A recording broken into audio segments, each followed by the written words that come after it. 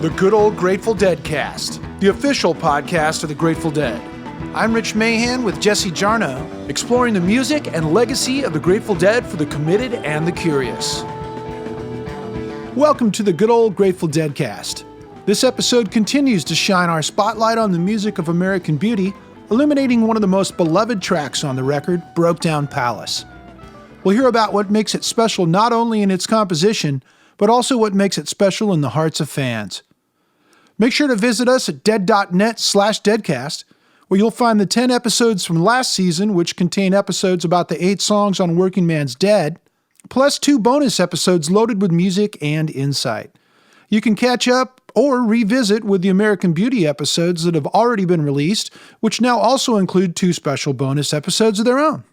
Looking for a little bit more after you finish an episode? We post companion materials for each of these at our website, dead.net/deadcast, and you can link from there to any and all of the podcasting platforms available. Please help this podcast by subscribing, hitting that like button, and please leave us a review. Thank you very much. It is the 50th anniversary of American Beauty, and the Grateful Dead have prepared a 3-CD set reissue of this classic album. It includes a pristine remastering of the album's 10 tracks that you really need to hear to believe, as well as an unreleased live show from February 18th, 1971 at the Capitol Theater. It was mixed from the original 16-track reel-to-reel multi-tracks at Bob Weir's TRI Studios, features the first time ever for 5 tracks from the Grateful Dead, and was Mickey's last show before his 3.5-year hiatus. Along with this impeccably remastered 3-disc set, we also have a new batch of Angel Share audio. Out now, not only the full band acoustic demos for American Beauty, but also the rest of the studio outtakes from the American Beauty recording sessions. Be sure to check out the Angel Share American Beauty audio at your favorite streaming service or download provider, and put yourself inside Wally Heider's in 1970 as the Grateful Dead create this truly timeless classic album. On American Beauty, Brokedown Palace comes hot on the heels of Ripple. So much so, you may wonder if it was intentionally written and recorded that way. Or was it just one of those mystical collisions that seem to occur so frequently in the world of the Grateful Dead? There's a lot to unpack in this episode, so let's get Jesse Jarnow on the mic.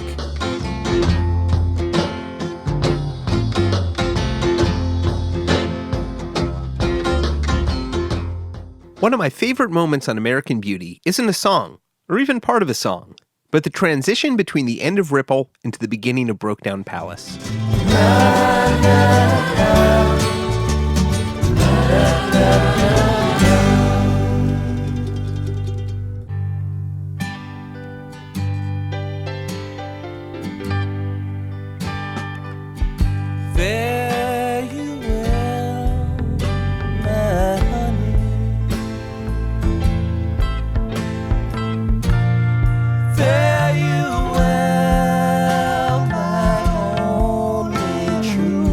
If you were a Deadhead keeping track of a set list, and you might be, you might write that down as Ripple into Brokedown Palace, with a segue arrow in between. It feels like a little magic trick, moving from the pure light of Ripple into something more mournful, even biblical, and those harmonies. Tales from the Golden Road co-host Gary Lambert. Ripple and Brokedown, they are such a beautiful opening to that side of the album, and I like the fact that they really paired them, that there's really no separation between them. They fit together in such a beautiful way. Brokedown, of course, has come to have some of the most profound emotional impact. It often came at an emotionally appropriate moment for me in my life, when we were saying fare thee well to someone we loved or whatever. And it's got that feeling of a hymn, which is, the sacred and profane in Grateful Dead music. There's a college course for you right there. We have songs about the devil, and then we have this thing that's like something like out of a revival meeting or something like that. It's one of those beautifully contradictory and yet harmonious things in the music. Going to leave this broke down palace on my hands and my knees. I will roll, roll, roll. Make myself a bed by the waterside in my time. Brokedown Palace is a song of reckoning and redemption, sung by an old soul. Here's Grateful Dead guitarist Bob Weir. I could almost hear Conway Twitty doing that one. A real soulful country singer. George Jones would have been able to pull that one off. I've been going to Nashville a fair bit, working there, and I may try to record a version of that tune in Nashville just to showcase that aspect of its DNA. Jerry had, he had country on his mind when he wrote that one. In our last episode about Ripple, we heard about what Robert Hunter described as a peak experience he had in London in May of 1970. This is how he described it to Andy Geffen on WBRU in Providence in 1979. I wrote 3 songs that day. I wrote them in London. It's my first trip over, and I sat down with a bottle of Retsina, I think it was, or maybe it was 2 or 3. No, I had a case of Retsina. And I wrote Brokedown Palace, Ripple, and To Lay Me Down all at one sitting. Robert Hunter was a month short of his 29th birthday, and it was a little less than a year after the massive LSD overdose that left him psychically scarred in June of 1969, which you can hear about in our Black Peter and Easy Wind episodes. In Hunter's introduction to David Dodd's annotated lyrics collection, he wrote about the experience. I wrote reams of bad songs, bitching about everything under the sun, which I kept to myself. Cast not thy swines before pearls. And once in a while, something would sort of pop out of nowhere. The sunny London afternoon, I wrote Brokedown Palace, To Lay Me Down, and Ripple, all keepers, was in no way typical, but it remains in my mind as the personal quintessence of the union between writer and muse, a promising past and bright future prospect melding into one great glowing apocatastasis in South Kensington, writing words that seem to flow like molten gold onto parchment paper. An apocatastasis, as I've just learned, is a restoration of one's original soul, fairly well expressed in Brokedown Palace. Andrew McGann recently wrote a powerful essay about the song titled The Grateful Dead, The Spirit of Brokedown Palace Lives On, which we've linked to at dead.net/deadcast.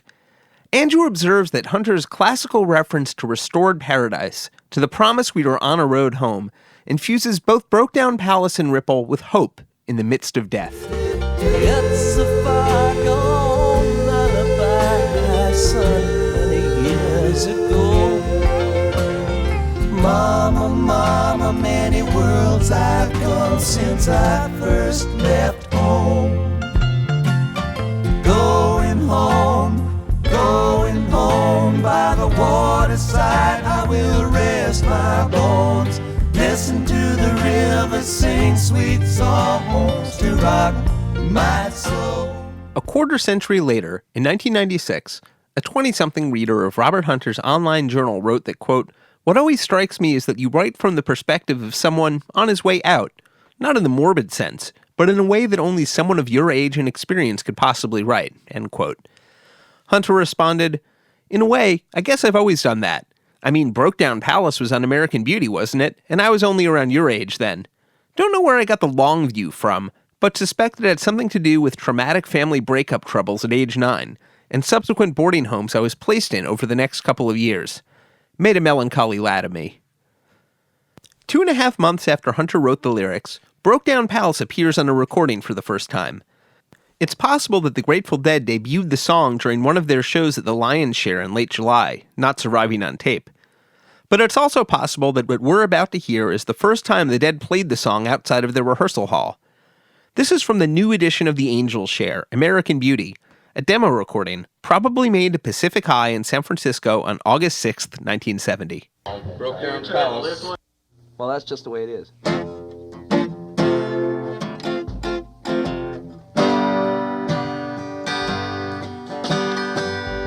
Fare you well, my honey. Fare you well, my only true one. All the birds that were singing are gone, except you alone.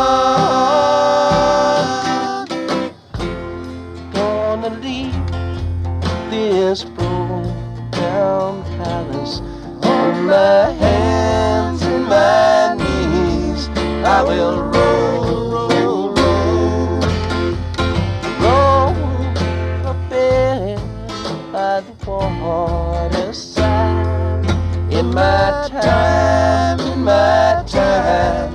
I will roll, roll, roll.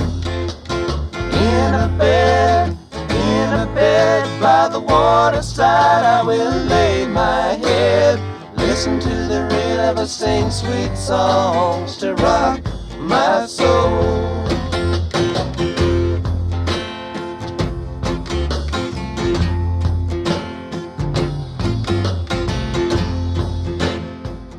The groove is still a little choppy and the harmonies are a little rough, but it's Brokedown Palace exactly as we know and love it. They knew what they were going for.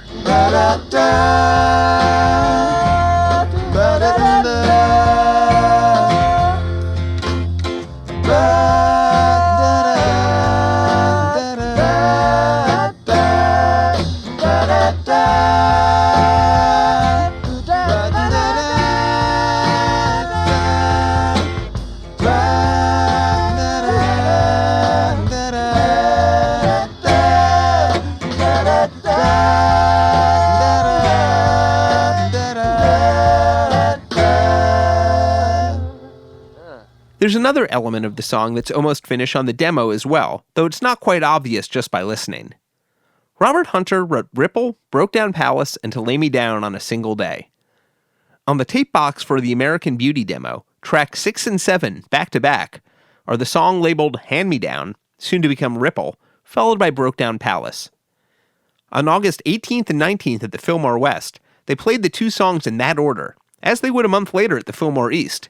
And of course, it's how the two songs appear together on American Beauty. Several musicologists have suggested to us that it's possible that the two songs were written to be played together, like a suite, and that the beginning of Brokedown Palace may have been composed explicitly as a musical bridge between the two. It's time for some music theory. Mike Hamad is a politics reporter at the Hartford Courant.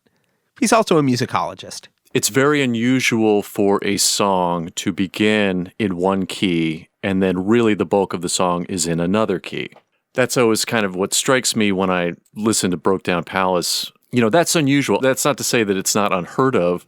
I'm sure there are folk songs, maybe even some songs that Hunter and Garcia listened to, where that was the case, you know, and I think that's also part of the musical theater tradition, where you start in one key and there's maybe a little bit of dialogue or some narrative action, and then you're into the real key of the song later on.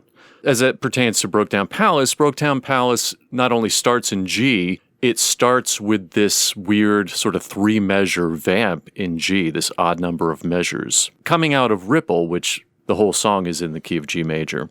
The singer on his own sings, you know, Fare You Well, My Honey, and then all of a sudden 3 chords kind of come out of nowhere, B flat, F, and C. And so you're quickly taken into another realm that's far away from G major. By the time you get to that C, you really don't know where you are. You know, you went from G, now you're sort of in C. When the singer comes back and sings All the Birds That Were Singing, you get another G chord, but now you don't know if it's the G that's the dominant of the C major that you just heard. You know, that sort of relationship is flipped somewhat. The rest of that phrase, have flown except you alone, brings you to the dominant of F major, which is really the key of the bulk of Brokedown Palace. Everything that comes after that is pretty firmly in F major unambiguously. So it's these first 4 lines that begin in G, take you through C and end up in F major that are really unusual, not only for a Grateful Dead song, but for any song. And what's kind of cool about that is if you think of the circle of fifths, if you can picture this circle with C major right at the top, you know, C has no sharps or flats in the key signature. 1 sharp to the right of that is G, that's the key of Ripple in the beginning of Brokedown Palace. And 1 flat to the left of C is F major, which is the key of Brokedown Palace.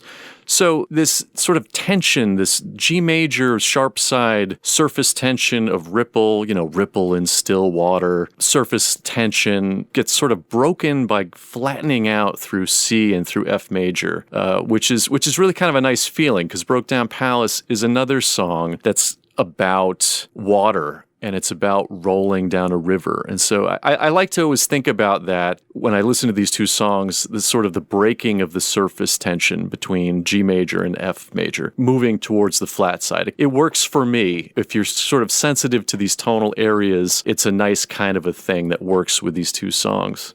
I want to say that it would be easy for him to just change a couple chords at the beginning of that section from F to G, the way that it is now in the final version, and it would all kind of just flow out of Ripple, but not exactly. I mean, there's so much that's different about those first four lines harmonically than the rest of the song that it really would make sense that it was kind of written to bridge Ripple and Brokedown Palace. The result is the haunting introduction to Brokedown Palace. Ripple into Brokedown Palace might not pop out as one of the Dead's infamous song suites, like That's It for the Other One, or China Cat Sunflower into I Know You Rider, or Help on the Way, Slipknot Franklin's Tower. But maybe it should. Thanks, Mike, for laying it out. In addition to being a politics reporter and musicologist, Mike is also a visual artist and makes gorgeous representations of Grateful Dead and Phish improvisations. You can check out his work at setlistschematics.com. There's one more piece of evidence to consider. Along with the typed manuscript of Ripple that we discussed in the last episode, historian Nicholas Meriwether found a nearly identical typed manuscript for Brokedown Palace when he was going through the papers related to Ice Nine, the Grateful Dead's in-house publishing company. They were unusual in that those were mixed in with a bunch of papers that essentially had to do with Ice Nine. The Ice Nine papers that were part of what the band gave to as part of their archive are different from the Ice Nine papers that Robert Hunter maintained control of and that are still, as I understand it, in his family's possession. These tended to be things like photocopies, lots of copyright registration, in fact, principally copyright registration notices, but scattered in and amongst those were just random bits of archival joy. And these two pieces were very much, oh my God moments for me when I came across them. Like Ripple, both sets of lyrics were typed on lined paper, with Jerry Garcia's handwritten chord changes next to the verses. The similarities end there. Though the lyrics were written on the same day in London, the typed versions are on different kinds of paper, one in blue ink, one in black. The Ripple lyric sheet has an extra verse. On the Brokedown Palace lyric sheet, the start of the song is at the very bottom. Maybe it was how Hunter originally ended the words, which would make sense. Fare you well, sounds like the beginning of the last verse of a song. And like a classic magazine editor, Garcia turned the ending into the lead. Or maybe Hunter wrote it to order after they'd finished the rest. It's impossible to say conclusively. It's hard to speculate. I mean, it's one of those things where I think a historian would say that just because it seems ineluctable in retrospect doesn't mean it necessarily would have to unfold that way. But it's also fun. Are these Jerry's chord indications? That's fascinating. Yeah. Oh my God, that's it to me. We can't really say for sure, though. We did ask someone who might know. The Grateful Dead's Bob Weir. I don't remember. It probably just felt right. The guys you'd have to ask that question to are no longer abiding in this world, so I can't answer that one for you. But there might be an answer. Something to ponder for sure. And who knows why, but there are also a few live versions of Brokedown Palace in later years where Garcia started the song in the wrong key, perhaps thrown by his own harmonic cleverness. Thank you, Mike Hamad. Thank you, Nicholas Meriwether. Nicholas is one of the organizers behind the Grateful Dead Studies Association. You can find more information about upcoming conferences and read back issues of the scholarly journal Dead Studies at deadstudies.org. But on American Beauty, the transition from Ripple into Brokedown Palace brought the album to a deep and beautiful place.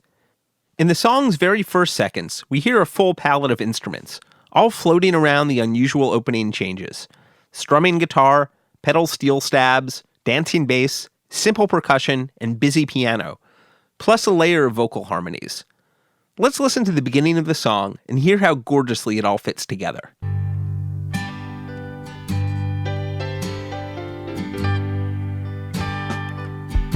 Fare you well, my honey.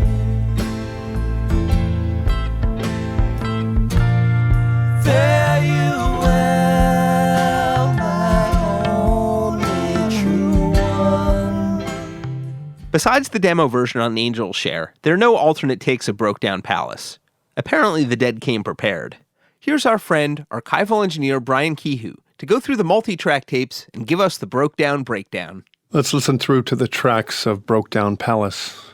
On their own, they're not that exceptional. The playing is fairly straightforward from everyone involved, but altogether combined with the vocals, it makes an incredible record.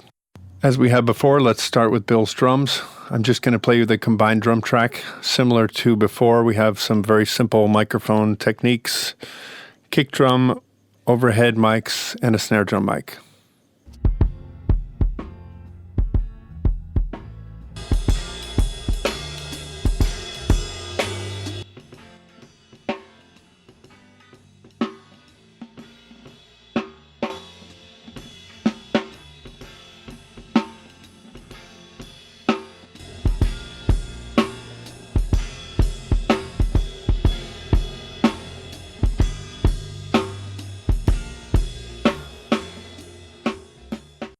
And we have Phil's bass recorded as before on 2 tracks. The first track is a warm, mellow sound.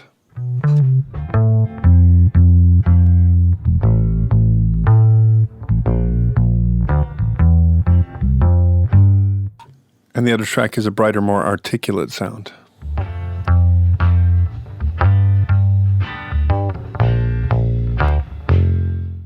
And as they'd like to do, they'd combine both together for a full sound with the articulate, stringy sound on top.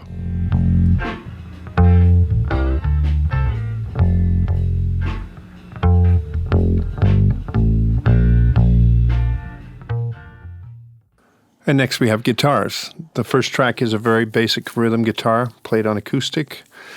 I don't recall it being labeled, but it seems very similar to the straightforward strumming that Jerry does during live versions of the song.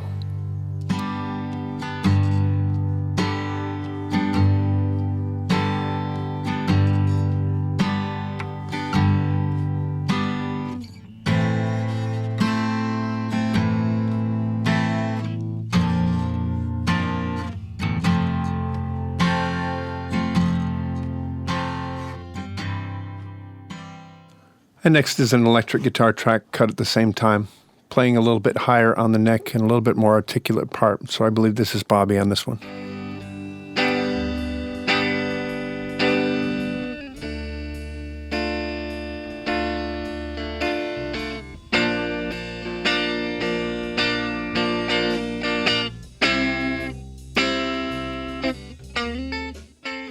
And here are both parts playing together. It's good arranging to have simple parts like this, but played slightly differently, different parts of the guitar neck, different voicings of the chord.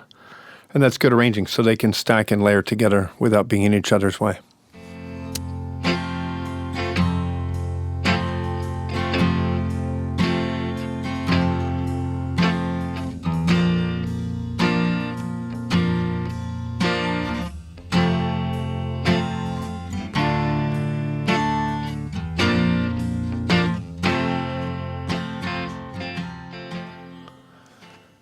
And next we have piano, played by Howard Wales, who was the guest musician on several songs from this album. The piano part is a little bit busier than those simple guitar parts. There's room for him to be a little bit more interesting, and it adds a lot to the song.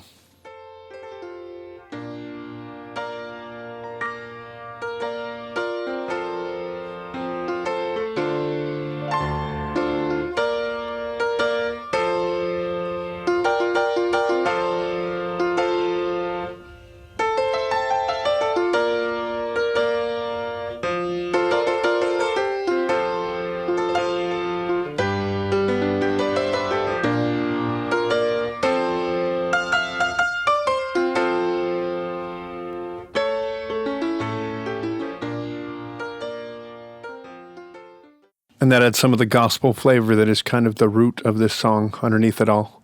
Next we have the beautiful steel guitar parts played by Jerry Garcia as an overdub. He had added several great parts to the records already, and this is one of the strong ones.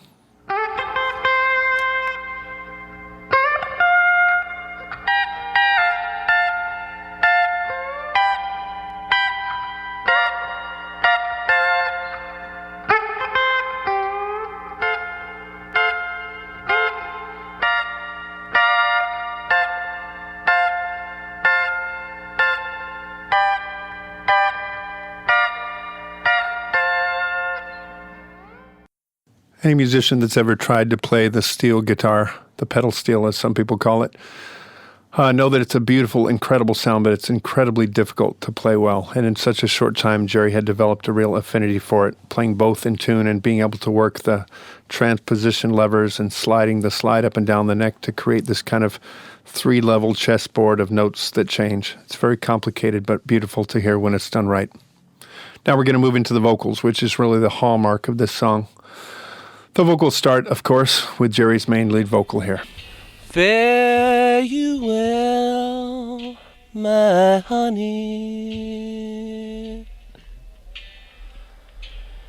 Fare you well, my only true one.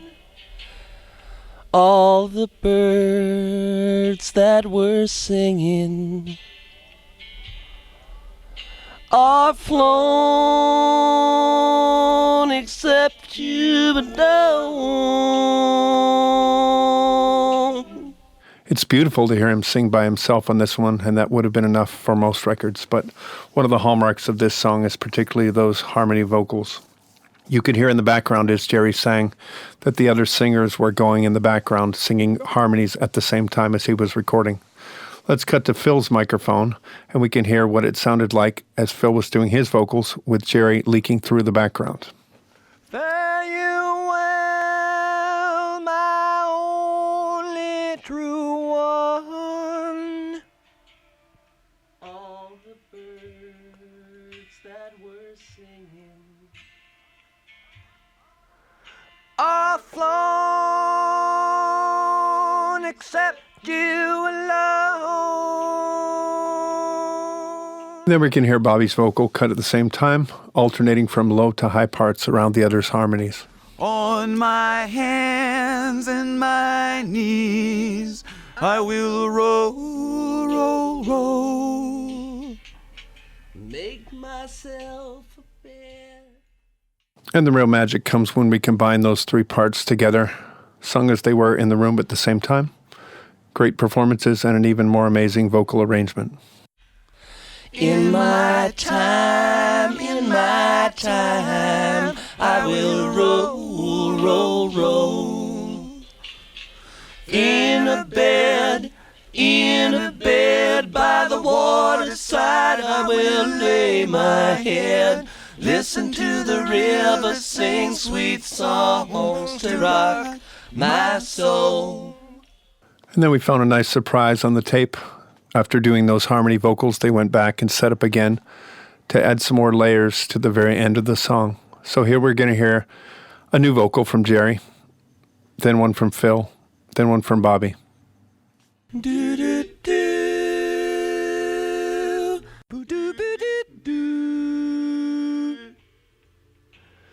do do do do do do. And together those three new vocals sound like this. Do do do, do do do do do. And that is a great sound, but they intended to layer this on top of the original vocal tracks, and then you really get the big choir sound that they intended for the end of the record, as we hear it here.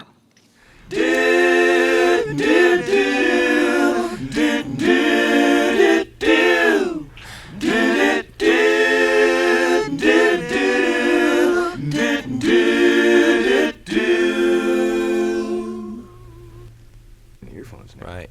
I bet we could do it better, though. And there was no need to improve upon that one. They kept it. That becomes the record, the classic Brokedown Palace. If Brokedown Palace is understated and somber, there's one part of the song that's not understated at all. The piano, played by Howard Wales. Like Howard himself, it bounces wonderfully and conversationally.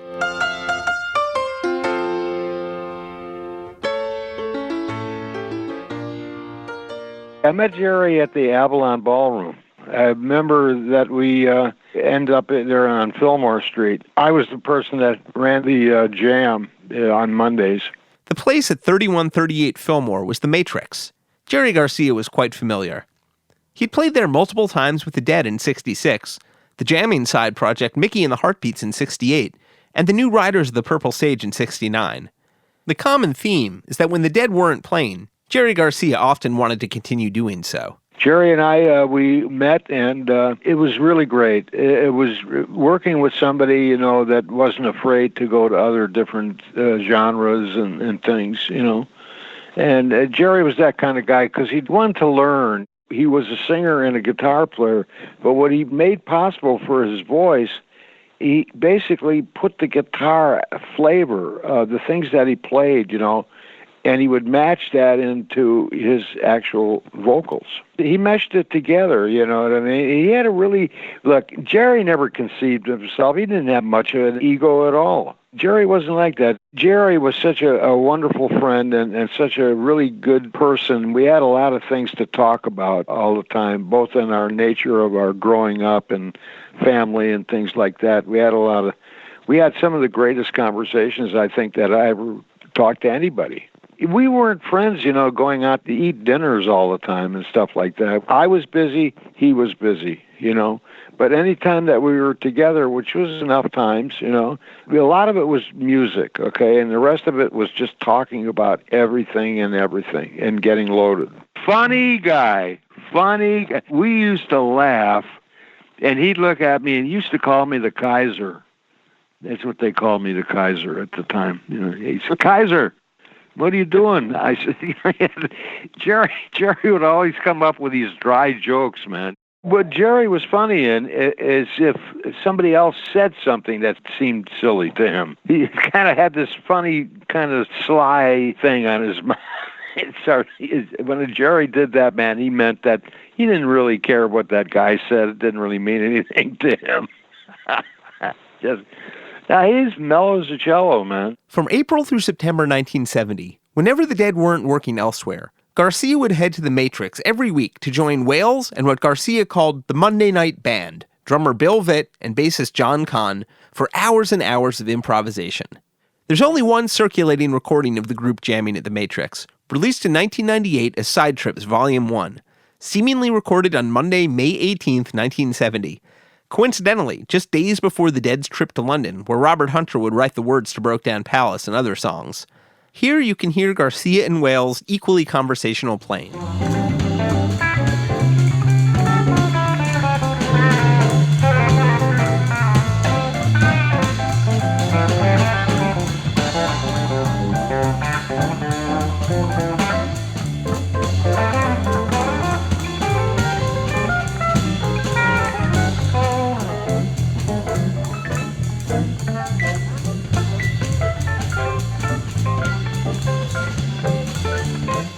That band, it was just, when Jerry and I, it was basically acid jazz.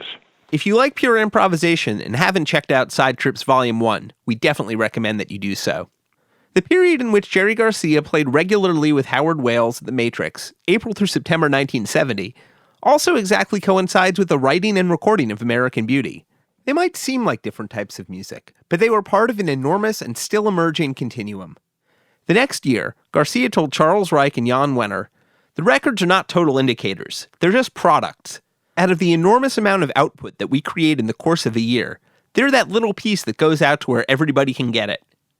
For Jerry Garcia, over the course of 1970, that output not only included Working Man's Dead and American Beauty, but being a full-time pedal steel player for the New Riders of the Purple Sage and playing for 6 months with Howard Wales and Friends. It was really cool. 6 months of some really great, you know, Harvey Mandel, all kinds of people, Alvin Bishop, Grabinitis, you name them, they were there for 6 months. And Jerry was there.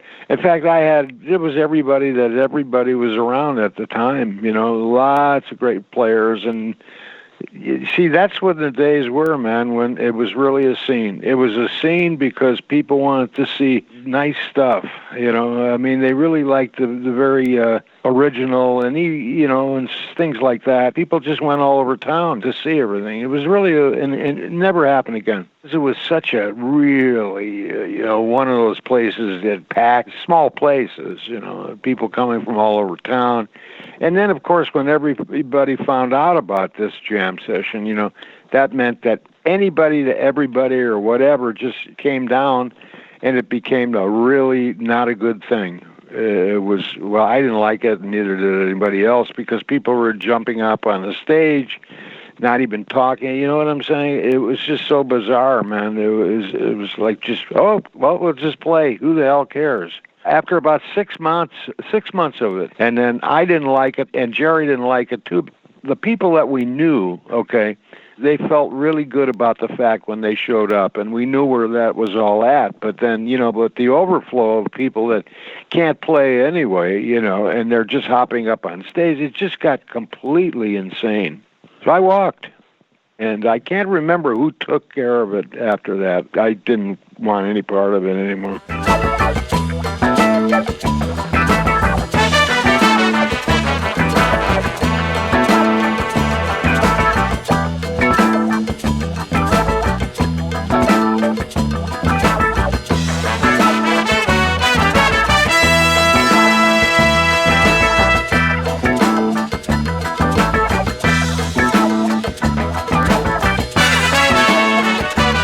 That was Huxley's Howl, from a self-released Howard Wales single from the mid-'70s, recently reissued by Ubiquity Records.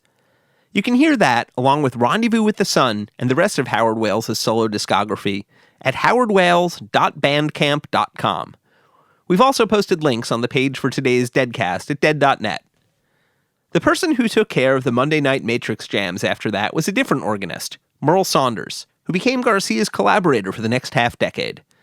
Bassist John Kahn and drummer Bill Vitt continued to hold down the rhythm section. For the next 25 years, from the spring of 1970 through Garcia's passing in 1995, Kahn would be virtually Garcia's only regular bassist outside the Grateful Dead. And it could be said that what Garcia first called the Monday Night Band represented the earliest kernel of what would later be known as the Jerry Garcia Band. It's hard to know why and when things unfolded as they did, but Howard Wales seemingly walked away from the Matrix Jam sometime in September 1970, at virtually exactly the same moment that he would have recorded parts for American Beauty. I think I'm a pretty good piano player. I don't really get an often chance to do it unless I do what I'm doing now. It's just a one-man band. Just love playing piano. But once you get hooked with people, man, and you have that thing about the B3 and the organ, and you're not going to do anything else other than that, forget about it. I did a lot of sessions back in years, a lot of sessions. And every time I asked, can I play piano? No. Can I play piano? No. Well, why? But because we want you to play our organ. It just, I didn't understand it, what I mean? It's really, because I really can play good piano. I play anything with black and white keys. I don't care. I can make the worst thing sound bad and still sound good. A lot of people like Brokedown Palace. Later that fall, the original Monday Night Band, including Wales, Garcia, Vitt, and Kahn, would record their single studio album, Hooterol. There would be a short tour in 1972. But in some ways, the American Beauty sessions were the beginning of the goodbye between Garcia and Wales. Jerry wanted me to play on it. They paid me a lot of money. One aspect of the Grateful Dead's world as they prepared to put out American Beauty is that they now were receiving real amounts of money for their work. In his online journal many years later, Robert Hunter wrote that after Working Man's Dead came out, he'd received a $75,000 advance. "I thought I was set for life," he wrote. "Bought a new Saab for $2,500 cash. The next day, somebody put an egg in the gas tank at a huge party up at Mickey's Ranch. I like to believe one of the kids did it because it was new, not because of who it belonged to." On American Beauty, the Grateful Dead actively involved their musical friends in the album sessions, which also resulted in their musical friends getting paid. The New Riders of the Purple Sage, David Grisman, Ned Lajan, Howard Wales. Let me tell you something, my friend. Here's the bottom line with Jerry. Jerry really had a lot of love in him, and he had a lot of availability. He wanted to always help people. It didn't matter, man. He'd try to go with the world, Couldn't really help everybody, but he did help people, and he's just a great soul.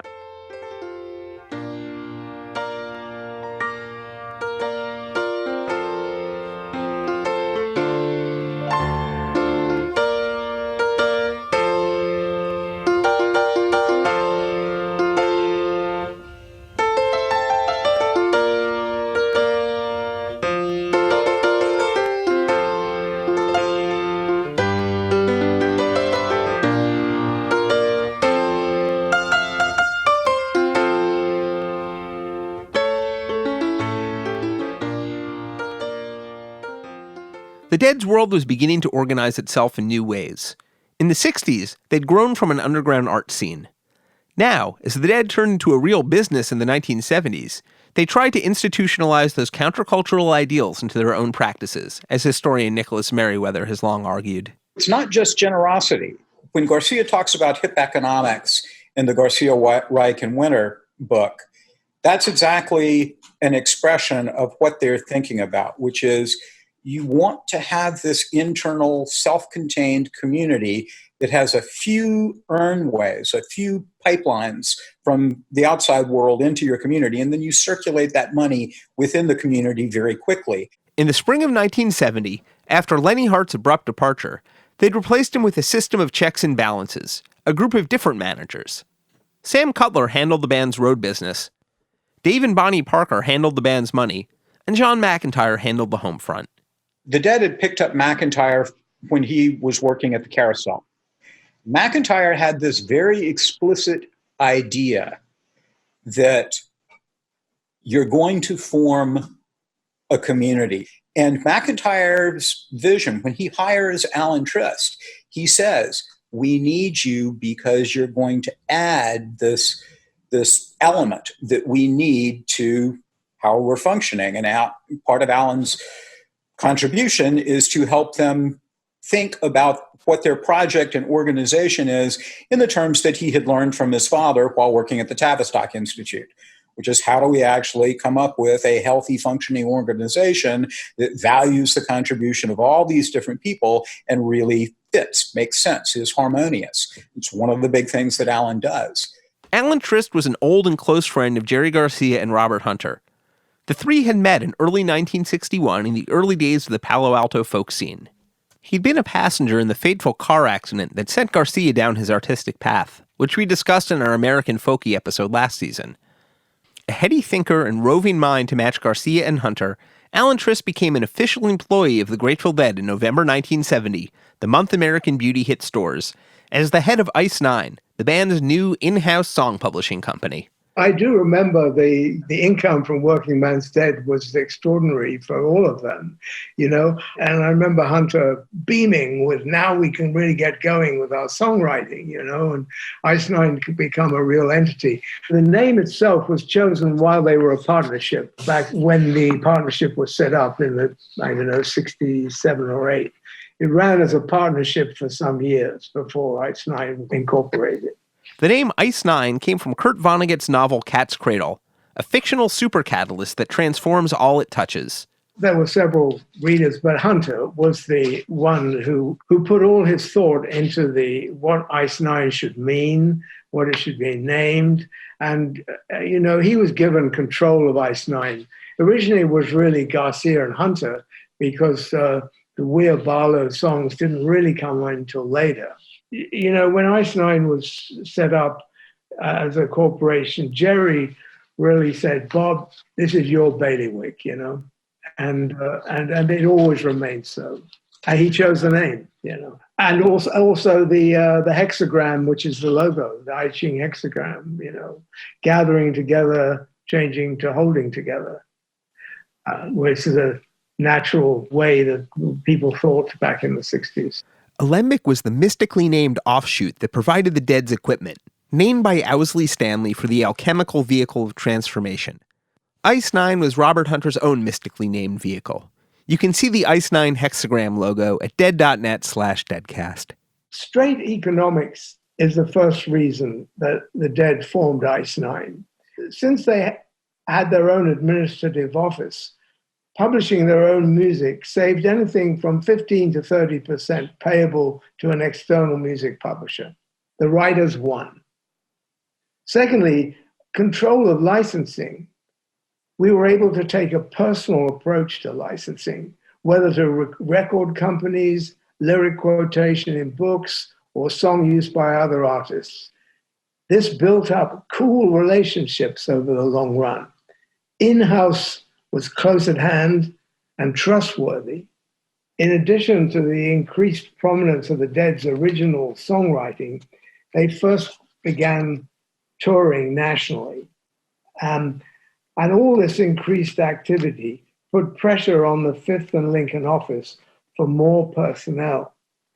John McIntyre was the manager then, and Dave and Bonnie Parker, and Annette Flowers and Eileen Law looked after the office administration. And I joined that crew in the November of 1970. This came about because, as I said, about the Hollywood Festival in May, the band went home, but Hunter and manager John McIntyre stayed behind in my flat. And that was when I was invited to come to California and look after Ice Nine. The backstory of that, you probably know, is that I had known Jerry and Hunter and Phil and Bobby Peterson back in 1960 in Palo Alto.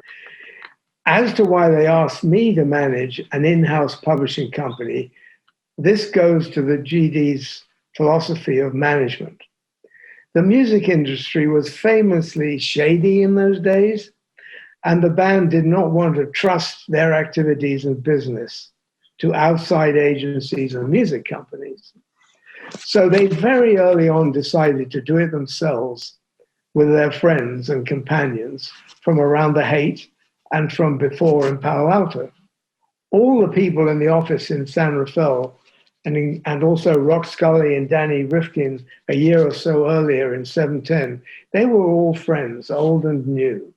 I was a very old friend from 1961 in Palo Alto, where I spent a lot of time with Garcia and Hunter when we were teenagers looking for a way into adulthood. Such roots build trust. And since Garcia and Hunter were the instigators of Ice Nine as the chief songwriters, I suppose I was a natural choice to look after the in-house songwriting company. And of course, American Beauty triggered the first major original songs from Bob Weir, Phil Lesh, and Pigpen as well. The idea of writing songs in the style of Working Man's Dead, that took off with the band, Oh, I'm going to have a go at that too, Everyone wanted to be a songwriter. When I first started working at Fifth and Lincoln in November 1970, there was a rite of initiation, or rather, I just smoked pot most of the time along with everyone else. I was familiar with London spliffs, tobacco and hashish joints, but Californian cannabis sativa buds were another story, and it took me a few weeks to adjust to that. This was fun, and it maintained the high note of managing a band to the necessary same level of consciousness that they had themselves. So there was a seamless continuity of energy between the band and the crew and the office, which was always very important. We were always attuned to the band's energy and not wanting to do things or invite things in that would bring it down. Naturally enough, in the 60s, pot was part of that. One of Alan's first jobs was sorting out all the songwriting they'd done up until that point. The early albums in the 60s were registered with a copyright under the fictional joint songwriting name of McGanahan Scagelifetti by the legendary San Francisco lawyer Brian Rohan, who copyrighted songs in the 60s for several bands for purposes of basic protection. With Working Man's Dead and American Beauty and the Grateful Dead's reputation growing, it was time to get serious about the publishing. The GD's long-term lawyer, Hal Kant, set up Ice Nine as a private corporation owned by the band and Hunter in 1970. Ice Nine, Inc. was inaugurated, so to speak, with the songs on American Beauty. And I remember I also deposited new copyright certificates with the Copyright Office, which had the actual writers of each song. And rather than McGanahan Scagelifetti. And this was important to ensure the fair and correct distribution of publishing royalties to the writers. You can imagine it was an interesting job going around all the band members and asking them, which part of McGanahan Scagelifetti do you think you should be credited for? That process took me weeks because they were scratching their head and not wanting to diss their partners. As we were in the last stages of putting together this episode, we received a rather unusual query. Did Pigpen once also own a cat named McGanahan Skagellifetti? Good question. And so we now veer briefly from this Deadcast to bring you a segment about a missing pet. Maybe. As Alan Trist just explained, the Dead used the name McGanahan Skagellifetti for songwriting purposes, to register group compositions and arrangements of traditional tunes. The name itself was a reference to a character in a novel by the proto-beat writer Kenneth Patchen called The Memoirs of a Shy Pornographer. There was an attorney there by the name of Skagellifetti McGranahan. And the name's reversal was apparently some wordplay on the part of Pigpen that led to the band's songwriting pseudonym. All right, good enough. But the Wikipedia page for the band's first album also claims that Pigpen once had a cat by this name, with a footnote citing Steve Silberman and David Schenk's absolutely essential book, Skeleton Key, A Dictionary for Deadheads. But this reference isn't anywhere in any edition of the book. We asked Sully, the friend of Pigpen's family we interviewed on our Operator episode. He says the only McKernan family pet was a dog named Kilo. I also emailed Alan Trist, who adds, "Sounds likely. I even have a tickle in my mind that I heard this once. Might even have met said cat at Pig's house." Okay. The oldest reference we can dig up, thanks to our friend Light into Ashes, is a Usenet post from 1993 that may or may not be pure internet goofiness. In short, what we have in our hands is a missing cat from 50 years ago that may or may not have ever existed. And though we're not authorized to offer a reward for any information leading to the existence or non-existence of this cat, we'd certainly love to know more. Let us know if you know anything. Anyway, back to Alan Trist. The Office, it was a bubble on the music business and always remains so, despite the fact that more professionalism crept in later in the late 80s, middle 80s.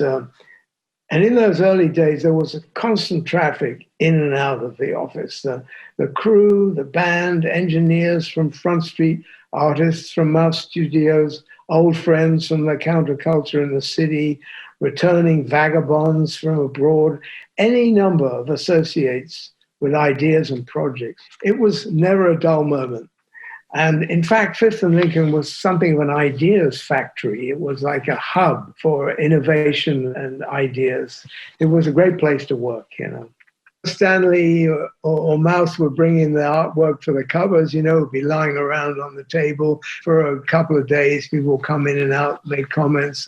I would go into the city after the artwork had been lying around on the table at Fifth and Lincoln with Kelly. We'd go down to the printers. And that was fascinating, to see the whole process of the artwork being realized, through the printing process. I got involved with all that kind of stuff too. And that was very helpful for later publishing work that I did. And there remained a heady undercurrent to all the endeavors. Particularly in the 70s, that was the time, when various philosophical discussions were going on in our scene about independence from the record business, control of touring and concert presentation and so forth.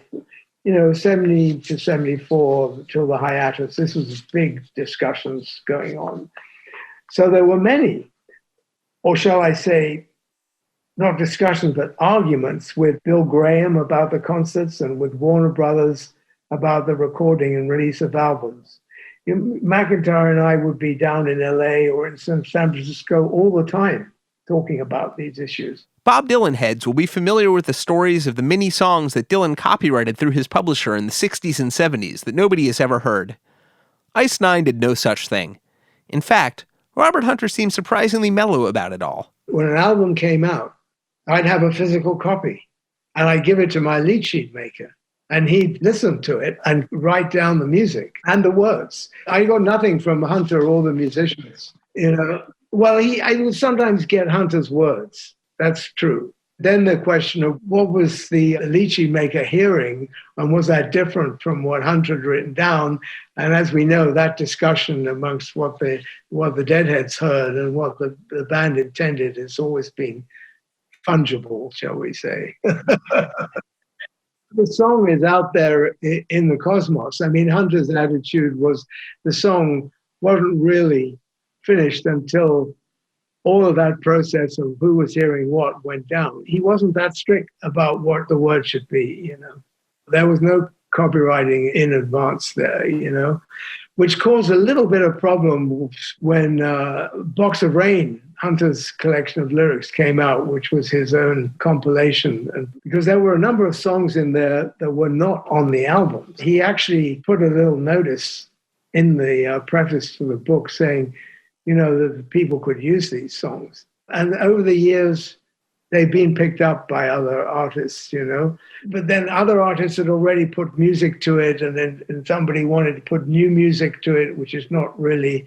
kosher, So there were a lot of issues that came up through that process. Over the years, Alan Trist had to address a number of Grateful Dead-specific publishing issues.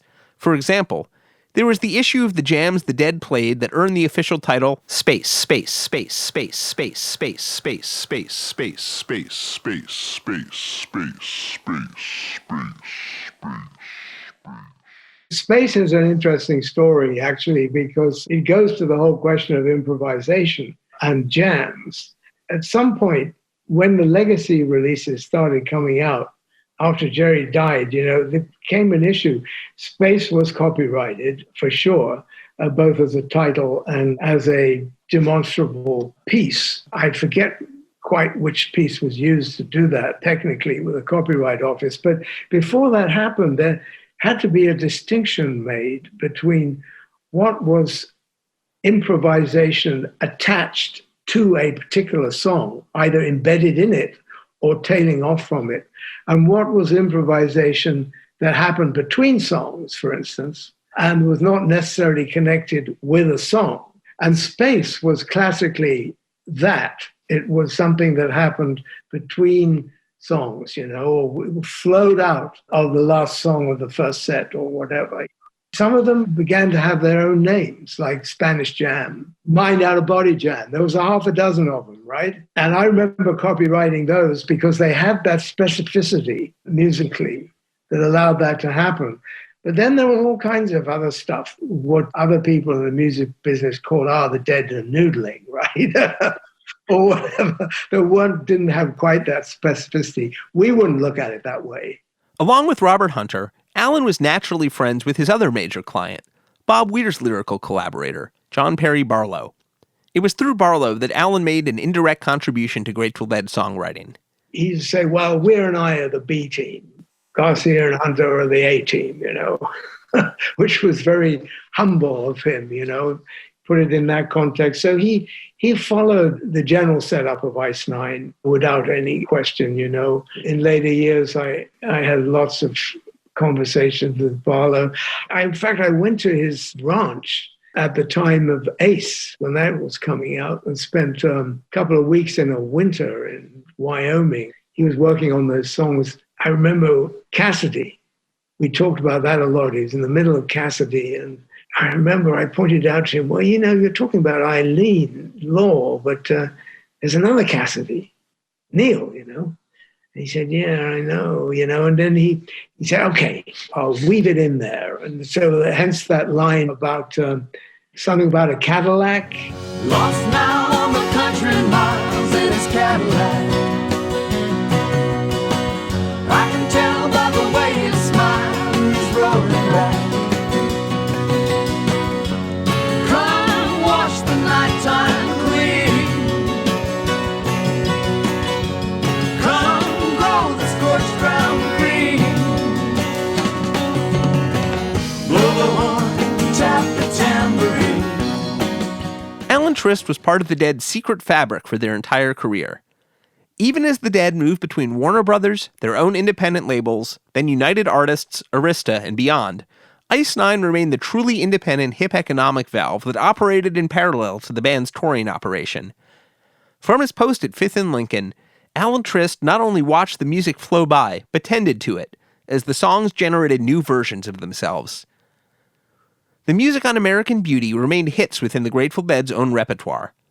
A decade after Alan Trist went to work for the Dead, the band recorded the twin double LPs Reckoning and Dead Set, which we heard about at length during our episode called Dead Behind, Dead Ahead. Stretched across these 4 discs were new versions of half of American Beauty, including all 3 songs Robert Hunter wrote in Alan Trist's apartment in May 1970, Ripple, To Lay Me Down, and Brokedown Palace.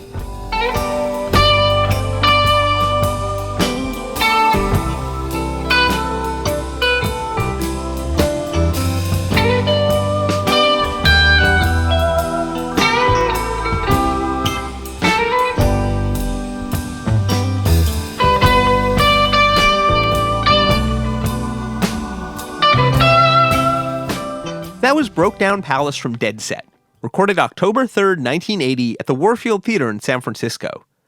The 1980 Dead sounded a good deal different from the 1970 Dead. For starters, there's no guitar solo at all on the original American Beauty recording. And of course, that guitar solo would sound different in 1990 than 1980, as the band kept changing around the song.